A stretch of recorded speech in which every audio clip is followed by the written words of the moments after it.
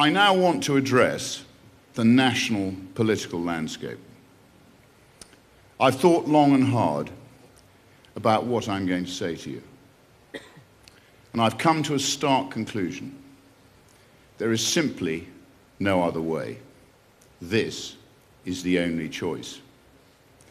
You elected me to Parliament in 2024. The good people of Great Yarmouth elected me. Not for 1 second in Westminster have I forgotten that. I am here to represent you and your priorities. You sent me there to fight for change, not to do things how they've always been done, not to accept more and more relentless decline. You sent me there to try and fix things. And I have tried, I've honestly tried. And it almost got me sent to prison. I've used every tool available to a backbench member of Parliament, and more. Parliamentary questions, committees, motions, speeches, petitions, everything and anything. Sometimes we succeeded, more often than not, we haven't. The system simply will not shift. But we have tried, and we've tried again, and again, and again. And nothing has shaped my thinking more than our crowd-funded independent inquiry into the Pakistani Muslim rape gangs.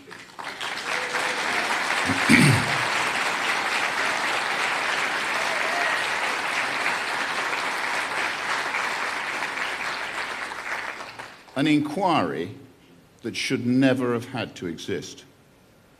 An inquiry that I created only because the political system itself would not act. That inquiry has been the most sobering experience of my public life. Not just because of the awful crimes, not just because of the horrific suffering, but because of what it exposed about the way this country is governed. Again and again, we heard the same story at our hearings over the last fortnight. Warnings raised, concerns logged, evidence submitted, and then nothing. Nothing happened.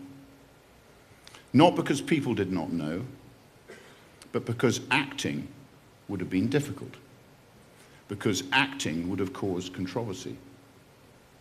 It would have inflamed racial tensions. It came with personal and professional risk. It would have meant being labelled an Islamophobe or a racist. So people did nothing. They let the abuse continue all over the country. Even worse, many officials were even involved in the rapes themselves.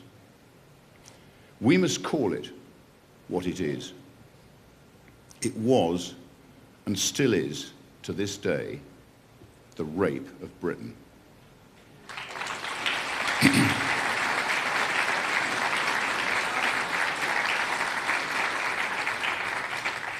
They can call me Islamophobic, racist, or whatever else. Emily Maitlis did so. Let me be abundantly clear with you tonight. I do not care.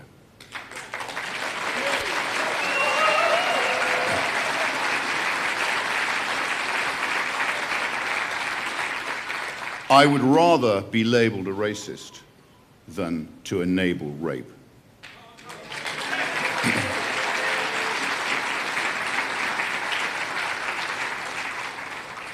Our inquiry will not just talk. We are going to act. A target list is already being made of rapists, police officers, social workers, council officials, politicians, and NHS employees. We will take out private prosecutions and civil litigation. We will be relentless in our pursuit.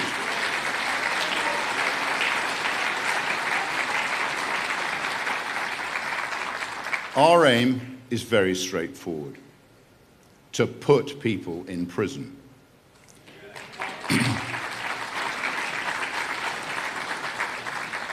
I reached a point, sitting through evidence, listening to survivors, reading documents that should make every public servant hang their head in shame, and it became impossible to ignore the bigger truth. The problem is not confined to one department. It is not confined to one policy area. It is not confined to one political party. It sweeps through the entire governing culture of this country. A culture of risk avoidance, a culture of reputational management, a culture of endless consultation and permanent deferral, a culture where process matters more than outcome, where responsibility is spread so thin that nobody is ever held accountable. That is why I've come to this conclusion. Britain does not need tinkering, minor reform around the edges, not carefully curated cosmetic changes, just this time with the same failed ministers wearing a turquoise rosette. It needs restoration, full-scale restoration. A restoration of courage, a restoration of responsibility, a restoration of a political culture that exists to serve the public, not simply protect itself. I've tried to work within the system, and I will continue to fight inside Parliament. But I can no longer pretend that the existing political structures are capable of delivering the scale of change this country now needs and at the pace that is now required. The will is simply not there. That is why today I am launching Restore Britain as a national political party.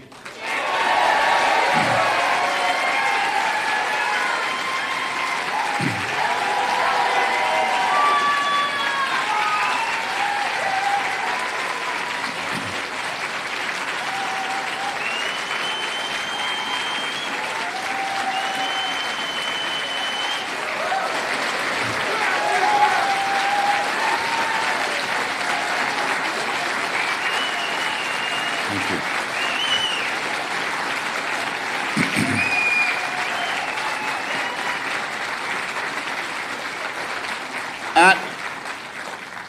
At the next general election, we will put forward hundreds of qualified candidates from outside the existing political establishment.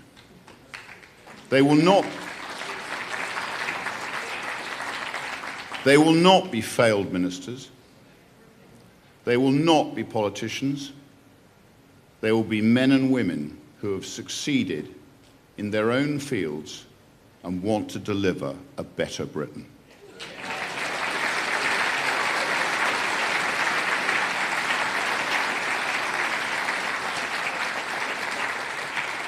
This will be an entirely different way of doing politics.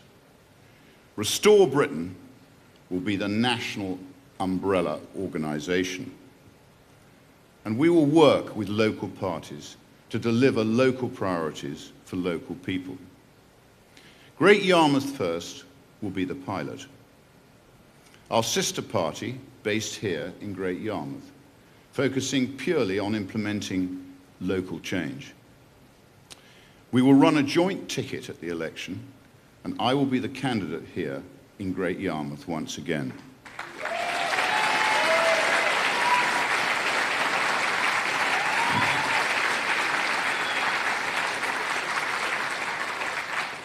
I hope other local political parties will come together and help us to fight for a better Britain.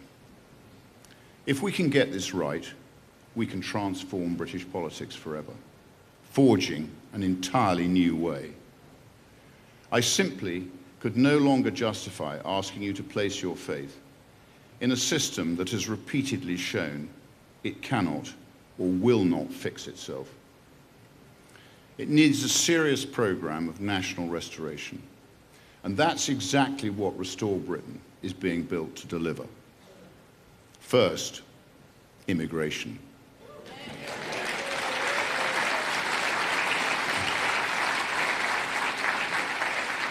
Restore Britain will not manage mass immigration. We will not just stop mass immigration, we will reverse it.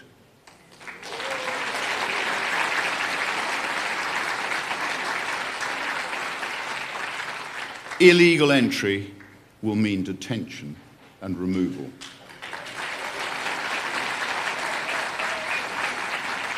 Not years later, not after endless legal paralysis, all funding the parasitic legal profession, not after being absorbed into a permanent asylum industry. If you enter this country illegally, a Restore Britain government will remove you within 24 hours of arrival.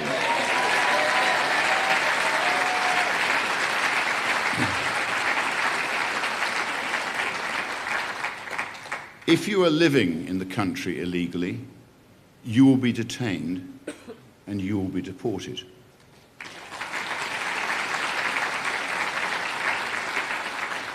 They must all go. This is absolutely non-negotiable. Restore Britain would abolish the entire asylum system.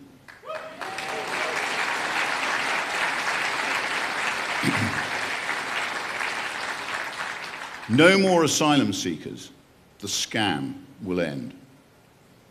We will round up every third world criminal who has broken into our country, and we will remove them.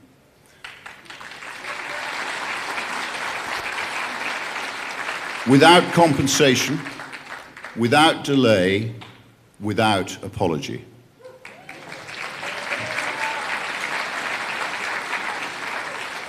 Do that, and the boats will stop overnight. Restore Britain has already published the most comprehensive deportation policy ever produced in Britain. We are now seeking the power to implement it. Legal immigration will almost come to a complete halt.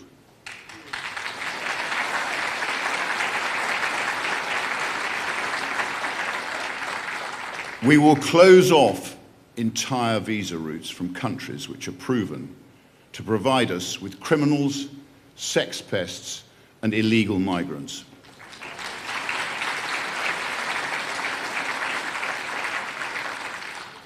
Zero immigration, net zero immigration, is weak, weak, weak. It is insufficient, and it is too late. The barbarians are already in the gates.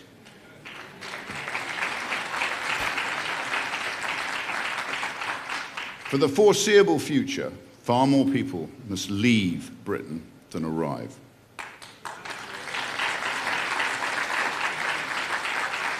A country simply cannot survive without shared expectations and a shared culture.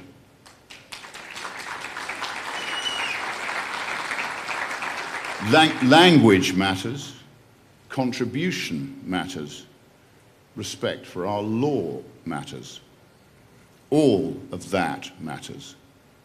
If a foreign national is living in Britain and unable to speak English, refuses to work, claims benefits, lives in social housing, hates our way of life, or even wants to do us harm, then they must leave or be made to leave.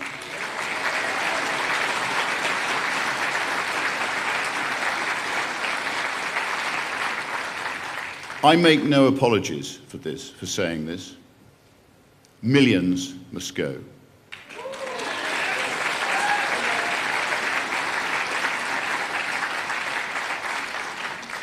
Welfare. We must always protect British people who genuinely cannot work. That is our moral duty. But the current system has completely failed. It is stagnant. It writes people off. It traps people. It teaches too many people that dependency is far safer than ambition. Restore Britain will rebuild welfare around participation, rehabilitation, and expectation. If you can work, you must work. If you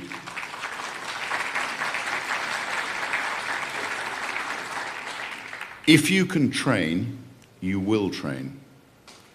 But if you are able and repeatedly refuse to engage, you will lose your benefits.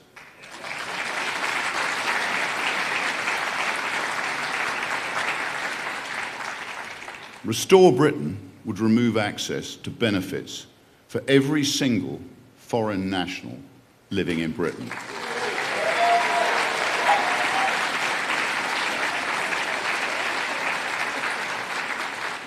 They would lose access to universal credit, social housing, disability benefits, everything. It will all go.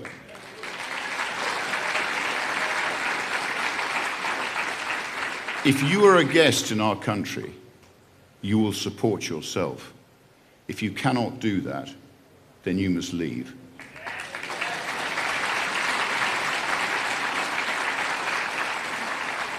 I make no apologies for saying so. Now, to the economy. Because Britain is strangling itself, suffocating, dying, we punish effort. We punish risk-taking. We punish small business. We punish productivity. We punish success. It must all change. We regulate endlessly and then wonder why nothing gets done. Restore Britain will slash taxes on work and enterprise. Income, dividend, corporation, VAT, stamp duty, thresholds for all these must rise, and tax must fall.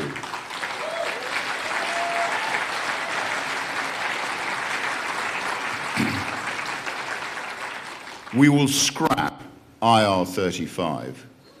We will double the VAT threshold. We will burn down the regulatory frameworks that crunch small businesses. We will end the HR culture that paralyzes and blackmails employers.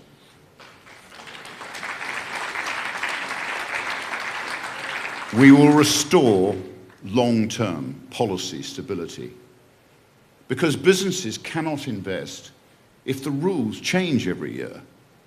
Farmers cannot plan if policy shifts with every consultation. Manufacturers cannot expand if planning and energy frameworks remain incoherent. We will back domestic energy production.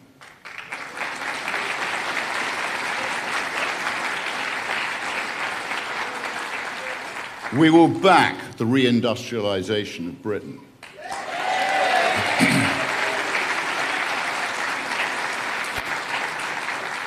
We will back British farming.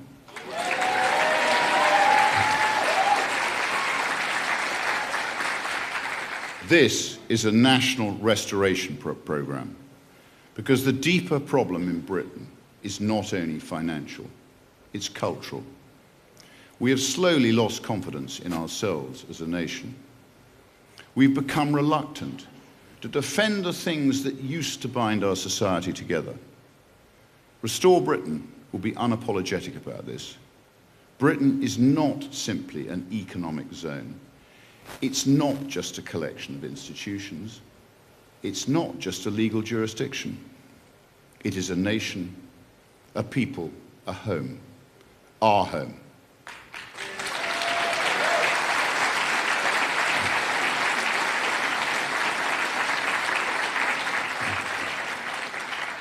With a shared culture, shared history, shared expectations.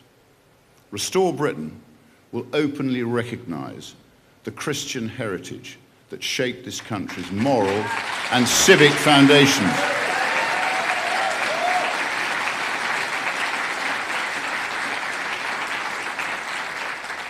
Responsibility, duty, restraint, forgiveness, and most importantly, fairness.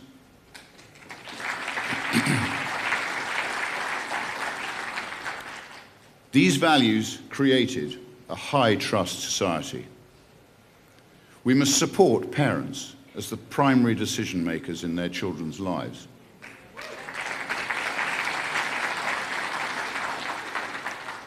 We will protect family life. We will support British men and women to raise their family in a country they are proud to call home.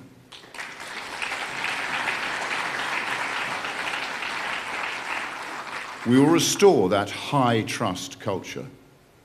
We will uphold one legal system, one rule of law, one standard, no parallel justice, no religious exceptions. British law must remain supreme.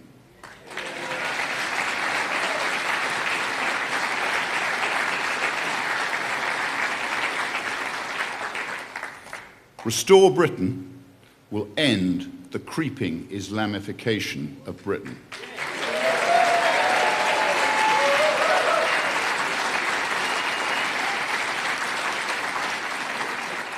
Halal and kosher slaughter will be banned on British soil.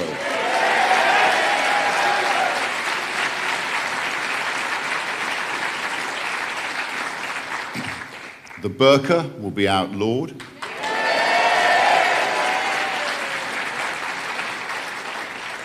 And Sharia courts will be made illegal.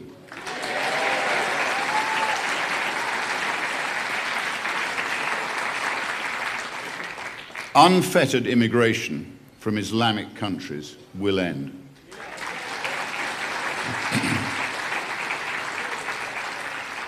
Britain is a Christian country, and under a Restore Britain government, it will remain a Christian country.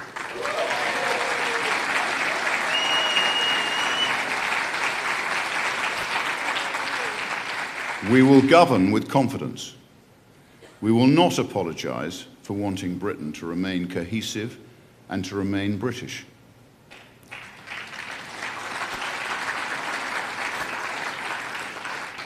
Restore Britain is not offering you a miracle cure. Our programme is serious and honest. It will require discipline, it will require courage, and it will require, most importantly, patience. And it will require the willingness to accept short-term discomfort in exchange for long-term national restoration.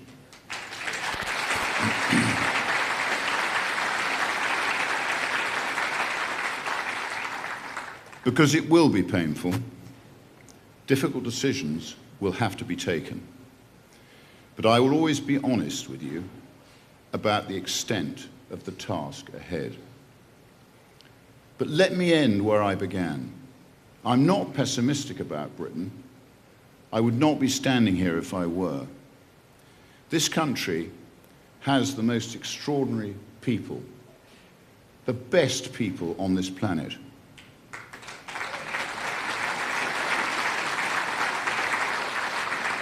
With incredible skill, decency, and intelligence.